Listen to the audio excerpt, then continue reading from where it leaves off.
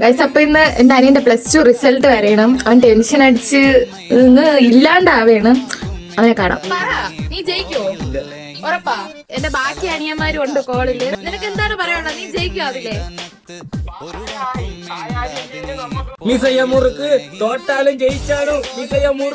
അമ്മ മുറുക്കി കൊടുക്കൂ ഇന്നവന്. നീ ജയിക്കുമെന്ന് നിനക്ക് പ്രതീക്ഷയുണ്ടോ?